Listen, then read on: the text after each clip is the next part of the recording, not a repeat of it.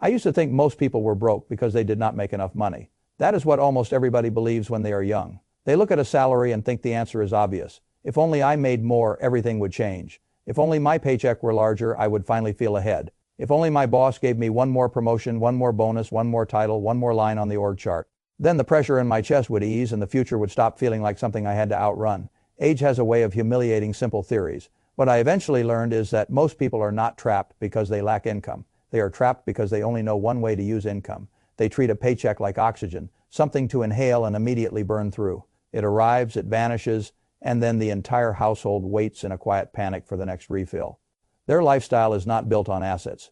It is built on payroll timing. If the company keeps paying them, they survive. If the company stops, the lights go out not only in the kitchen and the bedroom, but in the imagination. Because once a person lives too long at the mercy of one stream, he stops thinking like an owner and starts thinking like a hostage. That is why I smile when I hear people on the internet screaming that the only path to wealth is to quit your job immediately and take some heroic cinematic leap into entrepreneurship. That advice is sold by people who understand marketing much better than risk. They know how to trigger your ego. They know how to make you feel ashamed of a stable paycheck. They know how to turn ordinary employment into a symbol of weakness and reckless uncertainty into a symbol of courage. They know exactly how to put rented mansions, borrowed watches, and loud music around a lie until the lie feels like ambition. But I have watched enough fortunes get built and enough fortunes get destroyed to tell you something. Those men almost never admit. Your job is not the prison. Your misunderstanding of your job is the prison. A salary is not freedom. That much is true. But a salary can be raw material for freedom if you know what it is actually for. That is the difference. Most people use a paycheck to consume. A small number use a paycheck to construct. One group keeps itself alive from month to month. The other group quietly builds machinery that will one day make the paycheck optional. That machinery is what people clumsily call multiple income streams. I have never liked that phrase very much because it sounds like 7 side hustles, 7 calendars, 7 emergency phones, 7 bosses, 7 headaches, 7 children all needing attention at once. It sounds exhausting because the way it is usually taught is exhausting. People are told they need to become a media brand, launch an agency, flip houses, trade options, start a coaching program, sell a course, manage a rental, build a community, buy a laundromat, and somehow still be present for dinner. That is not wealth. That is a nervous breakdown with a logo. What I mean when I talk about income streams is something much quieter and much more practical. I mean taking the river of earned income flowing through your life right now and diverting pieces of it into assets, systems, and rights to future cash flow. That is all not chaos, not theater, not a motivational poster, just irrigation. Once you understand that, your whole life looks different. I want you to picture a man sitting in traffic on a Tuesday morning. He is in a perfectly respectable car. He bought it because it was safe, practical, and just luxurious enough to make him feel he was doing well. The dashboard lights glow softly. The radio is making a lot of empty noise. The highway is a long red ribbon of brake lights and resignation. He is not really listening to the host or thinking about the weather. He is doing the arithmetic almost every working person does sooner or later, whether he admits it or not. He is calculating how many hours of his finite life must be traded away this month to pay for the machine he is sitting in, the house he leaves too early and returns to too late, the food in his refrigerator, the subscriptions he forgot to cancel, the vacation he is still paying off, the school bill, the insurance premiums, the taxes, the little comforts that no longer feel like comforts because they have become permanent obligations. That arithmetic is one of the saddest forms of intelligence in modern life. The person is smart enough to see the trap and too structurally tired to redesign it. So he keeps driving, he tells himself he needs a raise, he probably does, but what he really needs is a different relationship with the river. I think of salary as a river because that is exactly what it is. It comes in usually twice a month, sometimes more, sometimes less, but always in a pattern. Most people walk down to the river with a bucket. They scoop water, bring it home, drink it, wash with it, spill some, waste some, pour some into things they hope will impress strangers. And by the end of the cycle, they are back at the riverbank feeling thirsty again. They do not own the river. They only access it at intervals. If the river slows or the river changes course or someone upstream decides their section no longer deserves the flow, panic begins immediately. That is how most households are run, not with ownership, with dependence. The strategic employee does something else. He still drinks from the river, he still needs it for survival, but he starts digging canals away from it. Small at first, narrow, easy to miss. A little water diverted into productive ground. Then another over time. Those canals create a farm, then an orchard, then a water wheel. Eventually, the river is no longer the only reason life exists. It becomes one input among many. That is how lasting wealth is built behind closed doors, quietly, without applause, without announcing some dramatic identity shift, and certainly without quitting the river before the farm exists. That is the first thing I want to make clear. You do not build freedom by abandoning your best source of stable capital before the replacement systems are mature. You use the job to fund the escape. That is not cowardice, that is engineering. The first stream you can build is ownership of broad human productivity. Most people look at the stock market as if it were some emotionally unstable machine designed to test their nerves. A green line one day, a red line the next, a headline screaming about panic, another about euphoria, and 1,000 commentators pretending to know what tomorrow morning will bring. If that is all the stock market is to you, then yes, you will behave like a gambler, you will check constantly, you will feel rich on Monday and terrified on Thursday. You will buy noise and sell discomfort. That is because you are looking at symbols instead of substance. I do not think of common stocks that way. When I buy a broad index fund, I do not imagine myself making a bet on next week. I imagine I am purchasing microscopic claims on the output of the largest and most efficient commercial organisms on the planet. I own slivers of checkout lines, software licenses, server farms, drug sales, warehouse networks, payment rails, cloud contracts, logistics hubs, ad engines, semiconductors, consumer habits, boring necessities, ruthless scale, and the ordinary spending patterns of millions of people who will never know my name. That is what an index fund really is. It is outsourced participation in the productive engine of civilization. Let us make it plain. Suppose your take. Home pay is $4,000 a month. Not fantasy income, not social media income, just a respectable working salary. If you divert $400 a month into a broad low-cost index fund and do it automatically, with no drama, no market timing, no impulsive checking, just $400 every month, something strange begins to happen. At first, nothing feels different. You still go to work, you still eat dinner, you still take out the trash, the account looks small, the progress is insulting. Your brain tells you this cannot possibly matter because human beings are not built to get excited by the first inch of a bridge. Then compounding begins to do what it always does. It makes the patient look prophetic. 15 years later, the pile may be large enough to shock the same person who thought the monthly contribution was trivial. And the real beauty of it is not merely the size. The beauty is that he bought pieces of thousands of businesses while writing emails for somebody else. He used the job S-River to purchase claims on other rivers. That is one of the smartest things a worker can do. Now, at this point, most people say the same thing, 15 years is too long. That sentence has ruined more people than low wages. 15 years is too long for what? Too long to become less dependent, too long to own assets instead of invoices, too long to escape the endless condition of needing the next paycheck more than you want to admit. The real problem is not time. The real problem is that the modern mind has become so addicted to immediate proof that anything slow and mathematically powerful feels emotionally invisible. People say they want wealth, but what they often mean is they want fast evidence that wealth is coming. Those are not the same thing. Fast evidence is usually expensive. Slow evidence is usually rich.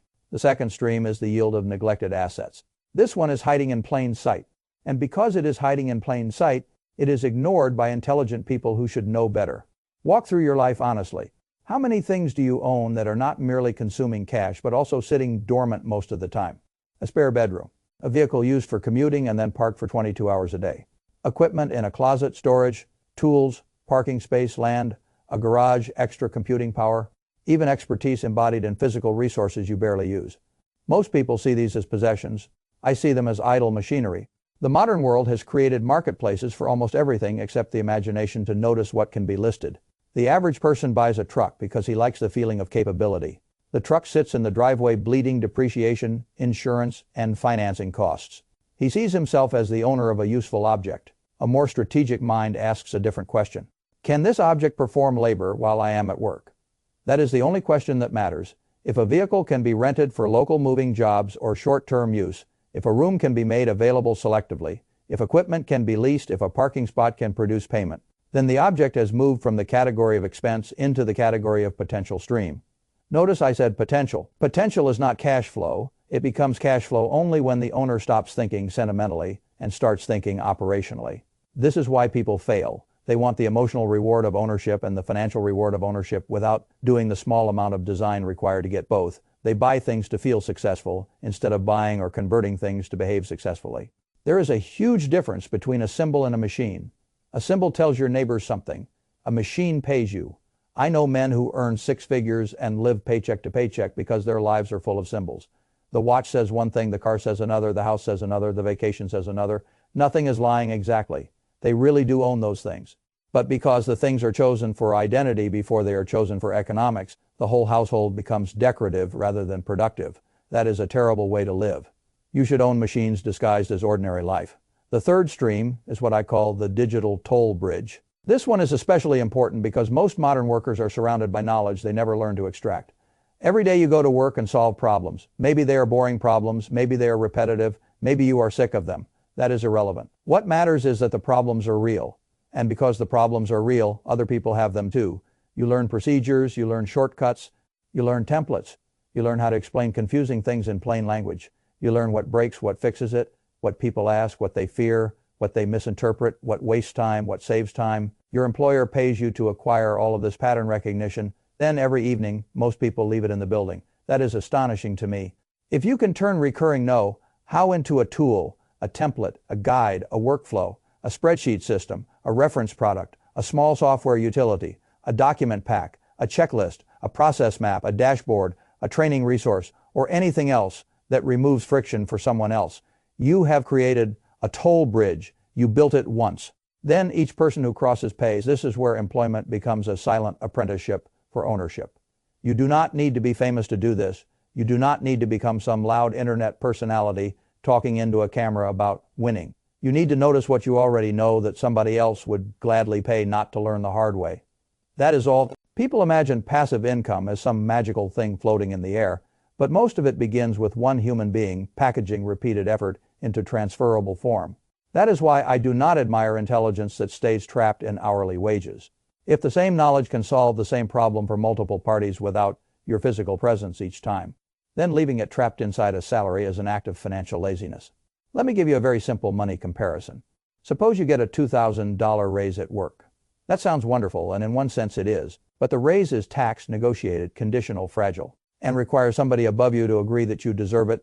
Compare that with building one modest digital asset that reliably sells for $40 a week. That is just one sale. One over a year, the stream may rival the raise in after-tax usefulness, yet it was not granted by your boss. It was built by extracting value from what you already learned. That is why I like toll bridges. They answer to customers, not managers. Now, if you are listening carefully, your brain may already be manufacturing excuses. I know the pattern. It says you are tired. It says your job is demanding. It says your children need you. It says this sounds good for other people. It says your life is too full. Some of that may be true. But let me say something kind and hard at the same time. Most people do not lack time. They lack aggression toward wasted time. 2 hours disappear into a screen every evening, and the same person says he does not have the capacity to build one small thing a week for his future. That is not a shortage of hours. That is a shortage of hierarchy. You are choosing relief over redesign. That is normal. It is also costly. The fourth stream is the leverage of your credibility. This is where a job becomes more valuable than many workers realize. A stable employee with steady income, tax records, predictable direct deposits, and a history of paying bills has something banks value enormously. Not genius. Not charisma, credibility. That credibility is a form of collateral. It gives access to capital on better terms than most unstable entrepreneurs can dream of. Now, I am not telling you to become reckless with debt. Debt is like fire in a stove. It cooks dinner. In the curtains, it destroys the house. But when used with discipline, employment-backed borrowing can let you acquire assets that produce cash flow long before you could have purchased them outright. This is one reason stable workers quietly outperform flamboyant risk takers over long periods. The worker has access to cheaper money. He can buy a modest income, producing property, perhaps in a secondary market, perhaps with careful management, perhaps with systems in place, so the property does not become a second chaotic job. The tenant helps pay down the debt. Appreciation may come, cash flow may come, tax benefits may come. The worker, as salary, absorbs volatility while the asset matures. Again, the key insight is that the job is not the enemy here. The job is the guarantor of construction. Online gurus tell you to hate the job because hatred sells courses. I tell you to use the job because utility builds wealth. There is nothing romantic about this. That is why it works. If you use a stable W-2 to secure favorable capital and buy productive assets, while everybody else with the same salary is financing vacations, then over time you are not playing the same game as your peers. They are using earned income to enjoy a temporary life. You are using earned income to buy future, non-earned income. That is the whole difference between looking rich and becoming rich. The fifth stream is the boring yield on safety. This one is so dull that almost nobody respects it, and that is exactly why it is so powerful. Boring things become rich because no one bothers to exploit them fully. Every household needs reserves. Cash for emergencies, buffer capital, dry powder. The problem is most people leave that cash where it earns almost nothing because they confuse convenience with intelligence. The money sits in dead space. It gives psychological comfort, but no economic output. I do not mind comfort. I mind dead capital. If you must have a cash buffer, and you should, then at least make the buffer produce something: high-yield savings accounts, treasury bills, cash-like instruments with actual yield. These are not exciting. Good, exciting cash management is almost always a bad sign. I want my reserves dull, liquid, and productive enough that inflation is not eating them without resistance. Suppose you have $20,000 set aside for safety. If that money earns nothing, it is simply idle.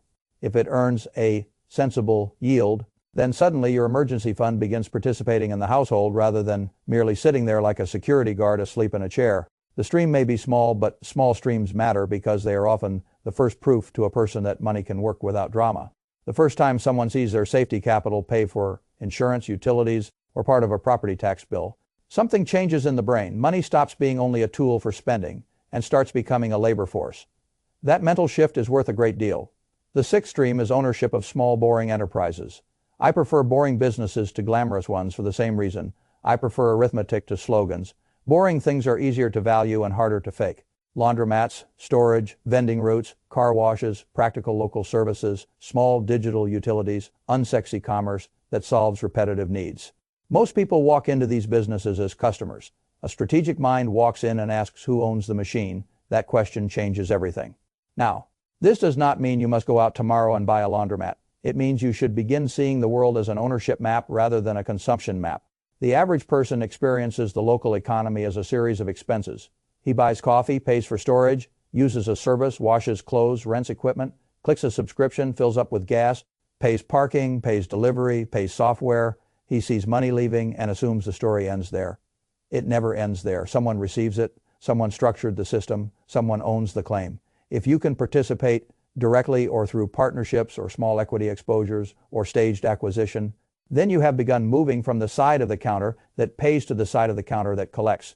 That is one of the most important identity upgrades in finance. Stop asking only what does this cost. Start asking who does this pay. Then ask whether one day it can pay you. The seventh stream is the compounding skill stack. This is the stream under all the others because it is the one that makes the rest easier to build. Most people think of skills as things that help them earn salary. That is too narrow. A skill can raise wages, yes, but a high leverage skill also improves asset selection, improves negotiation, improves deal reading, improves writing, improves distribution, improves sales, improves judgment, improves implementation, improves your ability to see opportunity where other people only see tasks. A person who learns how to write persuasively can sell products, pitch opportunities, negotiate compensation, communicate ideas, and build audiences. A person who learns to read financial statements can stop buying fairy tales. A person who learns digital distribution can make a useful tool discoverable. A person who understands audience psychology can turn friction removal into paid demand. A person who understands capital allocation can stop destroying cash the moment it enters the house. Skills are not merely labor enhancements. They are multipliers on every stream. This is why I tell young workers that one of the fastest ways to remain financially ordinary is to stop learning the moment school ends. The world changes too quickly for that. If you keep updating your capabilities while everyone else is numbing themselves after work, you are not only building future income, you are building future perception. You begin to notice opportunities earlier. You begin to avoid costly stupidity. You begin to distinguish between real assets and decorative distractions. That is priceless. And I will tell you something else most people do not want to hear. A high salary can actually be one of the fastest ways to remain stuck. That sounds absurd until you understand the mechanism. A high salary gives you just enough comfort to anesthetize urgency. You make too much to feel crisis, but not enough to be free. So you finance a lifestyle that rises with income. You buy a better prison, nicer seats, better paint, higher insurance, more subscriptions, more recurring obligations. The salary becomes a very efficient machine for keeping you dependent at a higher standard of taste. That is why I say a salary is not automatically wealth. A salary is fuel. If you burn it all for motion, you stay in traffic forever. If you divert some of it into systems, you begin to exit the highway. The people who win this game are not always the ones with the biggest paychecks. Often they are the ones who made the fewest ego-driven financial decisions while the paychecks were arriving. They looked quiet, unimpressive, maybe even overly cautious to the outside world. Meanwhile, they were doing something much more intelligent than trying to look successful in real time. They were buying rights to future cash flow. That is all wealth really is. Rights to future cash flow. The form changes: index funds, rental income, royalties, yield, partnerships, tools, products, operating assets. It does not matter. All that changes is the wrapper. The underlying truth is the same. Wealth means the future sends you money without needing your immediate labor in proportion to every dollar received. If you want to see how this plays out over time, imagine two different employees. The first earns a good salary and improves his lifestyle every time his employer rewards him: bigger apartment, better car, better restaurants, better vacations.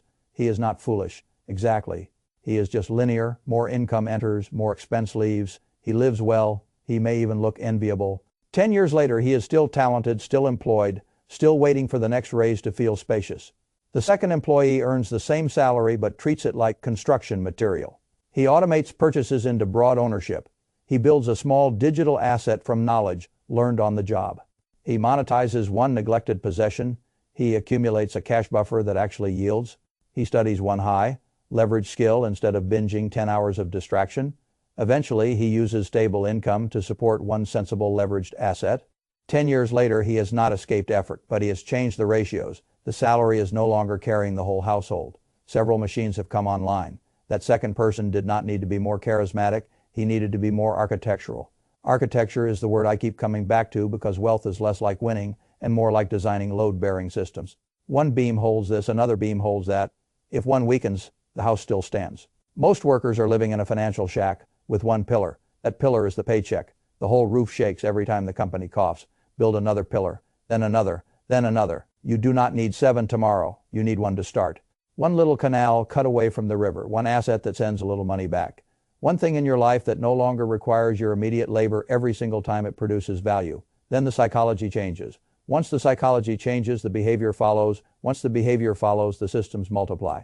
And that is why I reject the childish idea that you must choose between employment and wealth. Employment can be the financing engine for wealth if you stop insulting it and start directing it. The tragedy is not that people work jobs. The tragedy is that they work jobs for decades without forcing those jobs to purchase any real freedom. So here's the question I would leave you with. Look at the last 5 years of income that passed through your life. Not the gross number on paper, the actual river that moved through your hands. Ask yourself, with total honesty, how much of that river was converted into canals? How many durable systems did it buy? How many rights to future cash flow did it create? How much of it became machinery instead of memory? If the answer is very little, do not feel ashamed. Feel alerted, because the wonderful thing about rivers is that they keep flowing until they do not. And while they are still flowing, you still have time to dig, not forever. But now is enough. You do not need to quit your job. You need to stop wasting what your job is for. That is a far less glamorous message. It is also a far more profitable one.